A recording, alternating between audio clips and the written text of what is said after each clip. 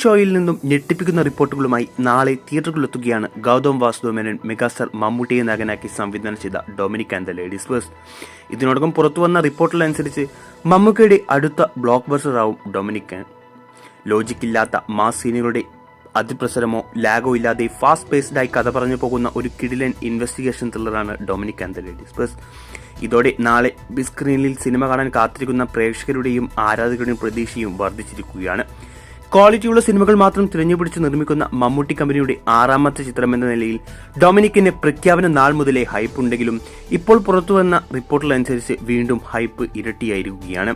ഇതോടെ തുടർച്ചയായ 6ാമത്തെ ചിത്രവും ബോക്സ് ഓഫീസിൽ വിജയമായി മാറുമെന്ന് ഉറപ്പിച്ചിരിക്കുകയാണ് മമ്മൂട്ടി കമ്പനിയും ആരാധകരും.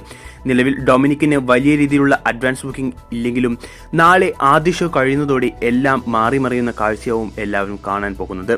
ഒരു പക്ഷേ കഴിഞ്ഞ വർഷം കണ്ണൂർ സ്ക്വാഡിൽ സംഭവിച്ചത് തന്നെയാവും ഇത്തവണ ഡൊമിനിക്കും സംഭവിക്കാൻ പോകുന്നത്. എന്തു തന്നെയായാലും കാത്തിരുന്ന് കാണാം. നാളെ Dominic and the ladies first കാണാൻ പോകുന്നവർ നിങ്ങൾ ഏത് തിയേറ്ററിൽ നിന്നാണ് കാണാൻ പോകുന്നതെന്ന് കമന്റ് ചെയ്യൂ.